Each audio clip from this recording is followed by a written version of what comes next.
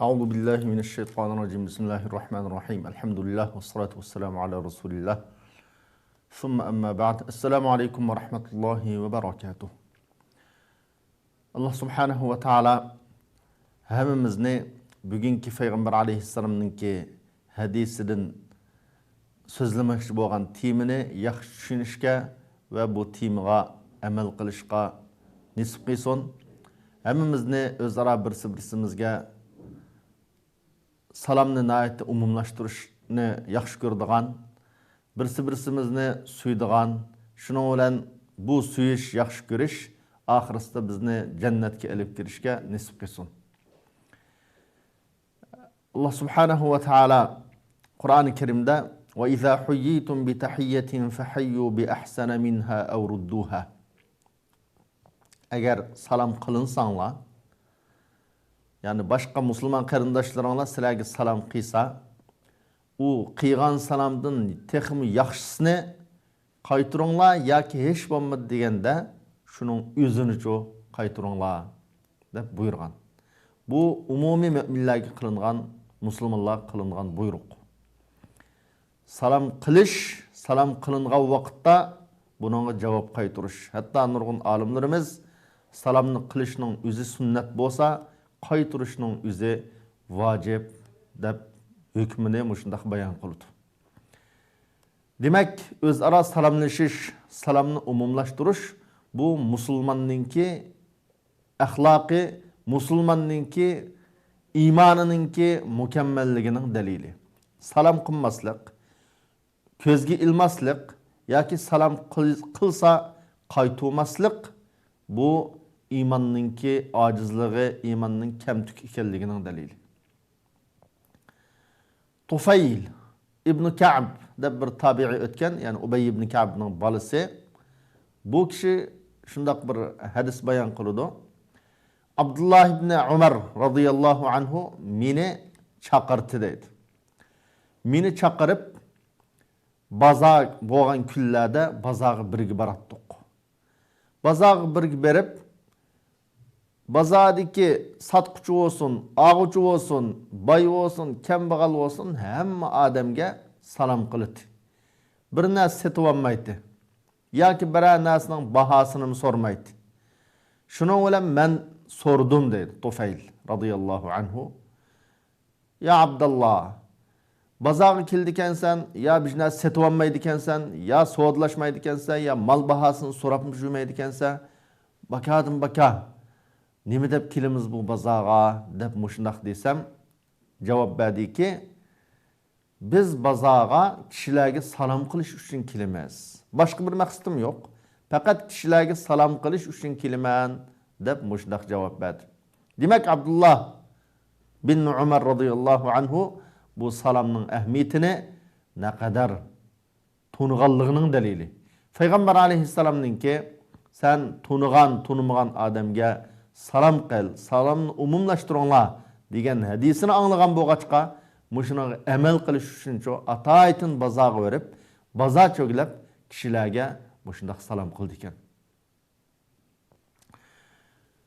Shuning uchun Payg'ambar sallallohu alayhi va sallam Abdullah ibn Salam bayon qilgan bir hadisda Rasululloh Madinaga kelib, men boshda Rasulullohdan anglagan gaplarning qatoridan Payg'ambar alayhissalomningki afshus salam va at'imut ta'am degan mush hadisni, ayg'ava bu hadisning salamni sizlar umumlashtiringlar, kishilarga salom qilishni umumlashtiringlar degan hadisni men boshda anglagandim. Mush so'zni boshda anglagandim deb bayon qilgan.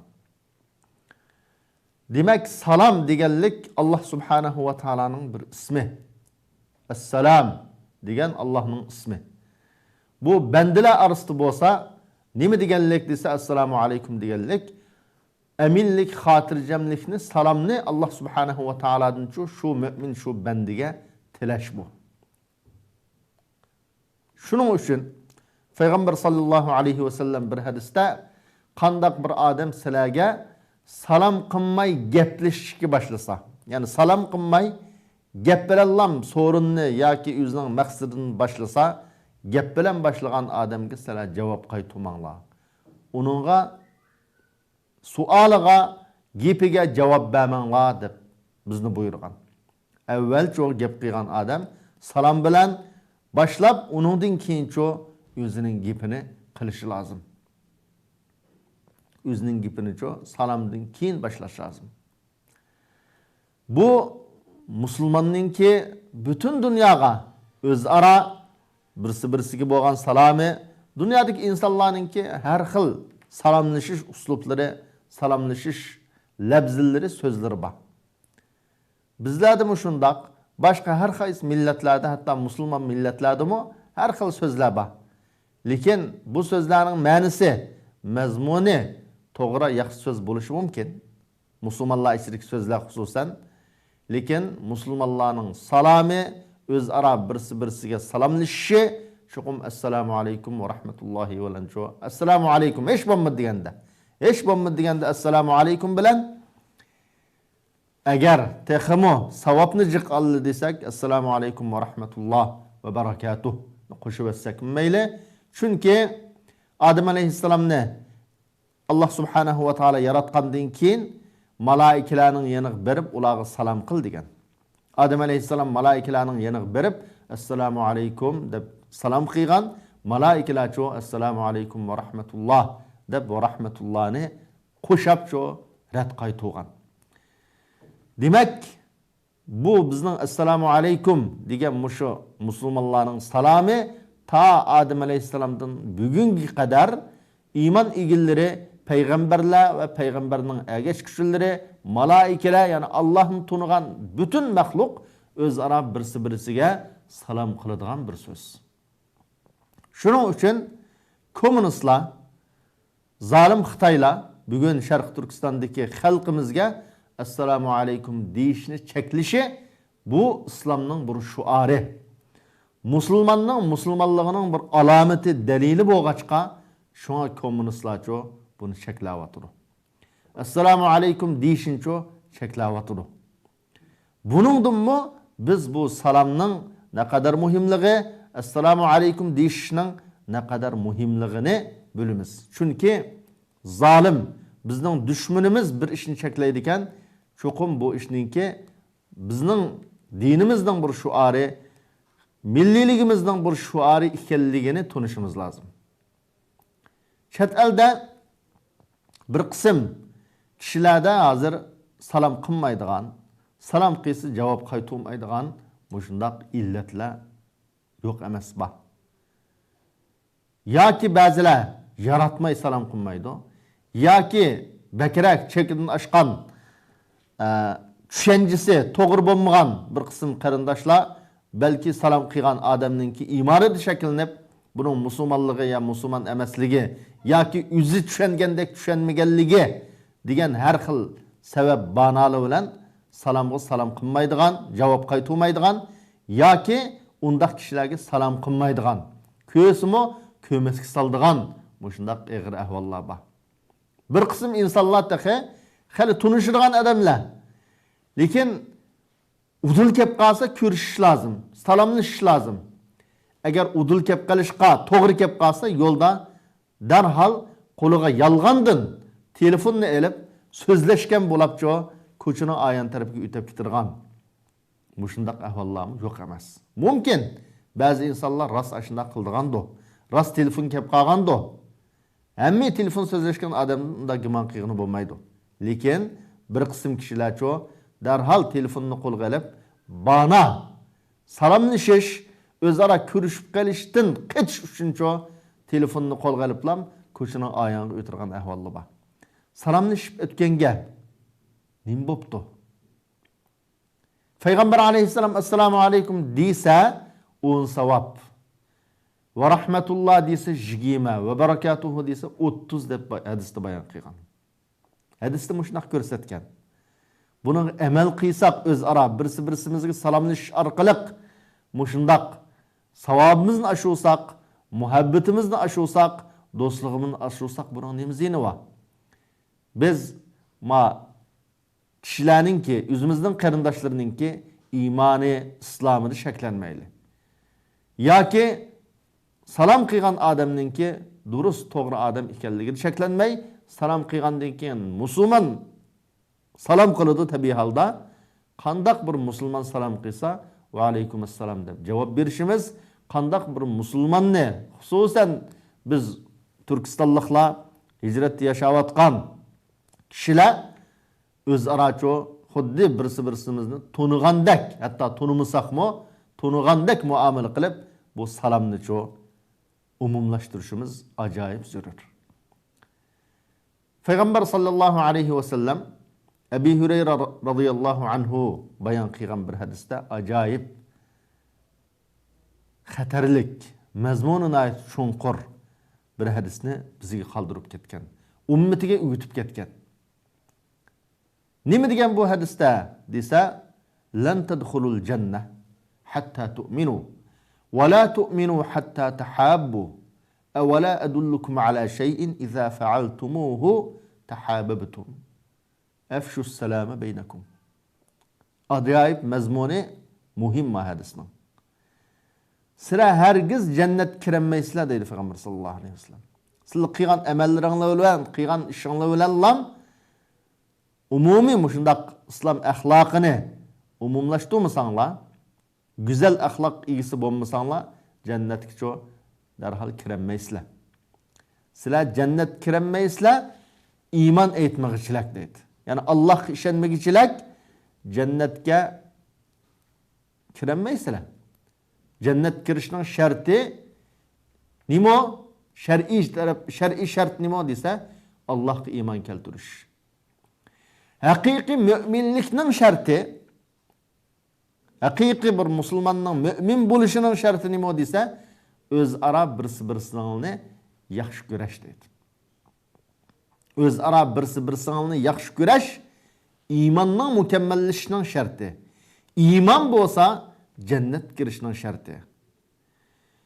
Bu o'zaro yaxshi ko'rishni demak Payg'ambar alayhisalom nima deb ifodaldi bu hadisda desa, iymonning sharti deb ifodaldi. Mush iymonning sharti bo'lgan, iymonning mukammal to'liq bo'lishining sharti bo'lgan bu o'zaro yaxshi ko'rish nima bilan qo'lga keldi? Desa, Payg'ambar alayhisalom men sizlarni bir ishga boshlab qo'ymayman. Bir ishni sizlarga ko'rsatib qo'ymayman. Agar shu men ko'rsatgan ishni sizlar qilsanglar, mening mush ko'rsatmamga amal qilsanglar, sizlar o'zaro birsi-birsingni yaxshi ko'rsizlar deb bir qiziqtirdi. Qiziqtirgandan keyin nima dedi desha, afshu salama baynakum. Sizlar o'zaro birsi-birsingizga salomni umumlashtiringlar. Ya'ni salomni assalomu alaykum deyish shu sizlarning hayotingizdagi umumiy o'zaro birsi-birsingizga salomlashadigan, birsi-birsinglarni kutgan vaqtda deydigan birinchi so'zinglar nima bo'lsin desa, assalomu alaykum bo'lsin dedi. Demak, biz jannat kirish uchun iymon lozim ekan. Iymonning mukammal bo'lishi uchun o'zaro birsi-birsimizni yaxshi ko'rish lozim ekan mu'minlarning. O'zaro birsi-birsini yaxshi ko'rishdan iborat bu sifatga erishish uchun salomni umumlashtirishimiz, salomni qat'iy tark etmasligimiz, salomlashishni hayotimizda eng muhim ishlarning biri deb tutishimiz zarur ekan. Hatto shunga sunnatda deydi olimlarimiz, bir inson yo'lda billa mengibdi. Billa mengib bularning o'ttirisini bugungi kunda ya mashina deyli, ya ko'cha deyli, masalan, yoki nima bo'lsa o'ttirini bilib bo'lsa, bir yarim minut, 1 minut yiroqlashgan bo'lsa, keyin uchrashgan vaqtda salom qilsa, Alloh subhanahu va taolo mushuni mukofot berdi. Mush sunnat degan olimlarimiz. Demak, bu salomning ne kadar ahamiyatidan buni ching tuting demakchi. Ching esilang buningga demakchi. Shuning uchun bu salom malaikalarning o'zaro salomi. Birsi-birsiga salom qilishsa, assalomu alaykum. Müminlarninki Adem alayhissalomdan tatib ta bizning payg'ambarimiz Muhammad sallallohu alayhi vasallam kelgichi bo'lgan salomim shu. Assalomu alaykum. Qiyomat kuni Alloh subhanahu va taolaning mu'minlarga qildigan salomim shu. Assalomu alaykum deb Alloh subhanahu va taolo müminlarga mushunaq salom qiladi deb kelgan hadisda. Müminlar bunaqa nima deb javob berdi desa, shuqum Alloh subhanahu va taolo va alaykum assalom deb javob bermaymiz. Chunki Allohning o'zi salom.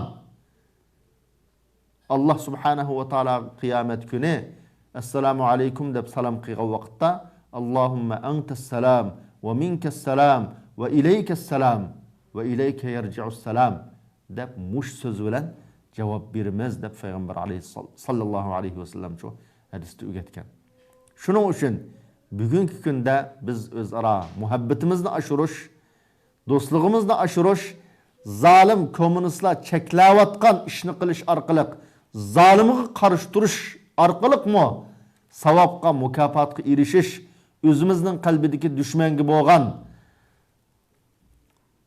o'shligimiz, dushmanga bo'lgan qarshiligimizni ifodalash uchunmi dushman cheklayotgan mush assalomu alaykum degan musulmonlarning salomlashishidan iborat bu so'zni umumlashtirishimiz, hayotimizda o'zlashtirishimiz, ushaq gumonlar bilan, kichkin adovatlar bilan yoki yo'q arzimas ishlarga xapolab qolish bilan o'zaro salomni tashlamasligimiz, balki salomni qilsak, umumlashtirsak, bu ushaq adovatlarning tugaydiganligi, do'stligimizning texmi mustahkam bo'ldiganligini yuqorqi hadislardan payg'ambar sallallohu alayhi va sallamning ko'rsatmalaridan aniq ko'ra olamiz. Alloh subhanahu va taolo hammamizni salomni umumlashtirishga, hayotimizdagi ushaq adovatlarni yo'qotib, kesib tashlab, salom orqali o'zaro birimizni yaxshi ko'rishga nasib qilsin. Yaxshi ko'rish orqali iymonimizning mukammalligi qo'lga keldikan, iymonimiz mukammal bo'lsa, oxiratda jannatga kirishdan iborat bu mukofotga erishir ekanmiz. Alloh subhanahu va taolo hammamizni jannat ahlidan qilsin. Subhanakallohumma va bihamdik, nashhadu an la ilaha illalloh, nastag'firuka va natubu ilayk.